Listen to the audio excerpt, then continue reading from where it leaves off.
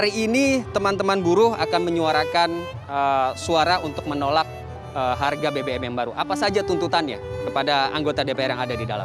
Pada hari ini diorganisir aksi oleh partai buruh dan elemennya, yaitu Serikat Buruh, Serikat Petani, Serikat Nelayan, Guru Honorer, Miskin Kota, Pekerja Rumah Tangga, dan elemen kerakyatan lainnya.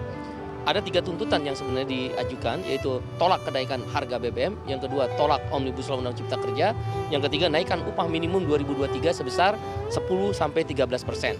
Khusus di DPR kami lakukan aksi yang berasal dari Jabodetabek adalah meminta hanya satu saja, yaitu membentuk panja atau pansus BBM. Pintu masuknya adalah antara perbedaan harga PIVO RON 89 dan harga Pertalite. Mengapa harga swasta lebih murah daripada harga dari negara? Berarti ada sesuatu inefisiensi atau ada permainan. Oleh karena itu kita memastikan DPR membentuk panja dan pansus. Kami menyerukan kepada seluruh netizen untuk terus bergerak. Kita pernah menang. Karena Bapak Presiden Jokowi kami percaya adalah pro kepada rakyat. Ini kan dimasukkan dari para elit, dari para menteri yang hanya memandang sisi anggaran. Dengan netizen, gabungan buruh turun ke lapangan, dan DPR membentuk panja pansus, kita akan menang dan Presiden akan mendengar suara kita. Dan seperti yang kita tahu bersama bahwa kenaikan harga BBM ini kan cukup fantastis juga ya, dari mulai Pertalite, kemudian Pertamax juga ikut naik. Menurut kalian gini, teman-teman buruh ini bagaimana melihat kenaikan harga ini? Kenaikan harga BBM telah memukul daya beli buruh turun sampai 30%. 3 tahun berturut-turut akibat Omnibus Law, upah tidak naik 3 tahun berturut-turut. Sekarang Menteri Tenaga Kerja juga menyatakan akan menggunakan PP nomor 36, artinya tidak akan ada lagi kenaikan upah. Padahal kita tahu inflasi dalam Litbang Partai Buruh dan Organisasi Serikat Buruh itu menghitung 7% sampai bahkan 8%. Ibu Sri Mulyani mengatakan 6,8%. Logika apa yang dipakai ketika harga-harga melambung tinggi dengan inflasi yang tinggi, upah tidak naik?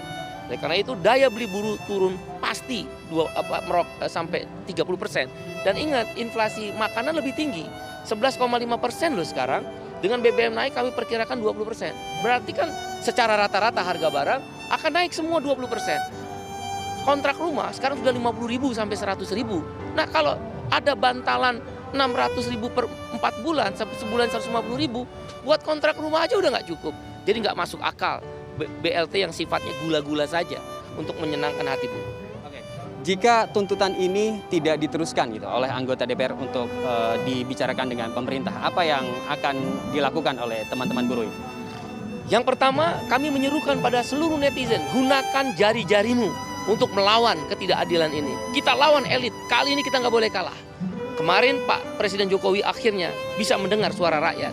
Hari ini pun kita yakin Pak Jokowi akan mendengar suara rakyat. Gabungan jurnalis yang terus memberitakan, kemudian netizen yang bermain di sosmed, kami turun ke lapangan, Partai Buruh dan Organisasi Serikat Buruh, Petani dan sebagainya, dan DPR membentuk panja dan pansus. Langkah yang kedua, aksi ini akan sampai Desember 2022. Setelah ini akan ada aksi seluruh kabupaten kota. Kami ada di 440 kabupaten kota. Kami instruksikan akan aksi terus-menerus. Aksi akan digabung dengan mahasiswa. Demikian. Terima kasih.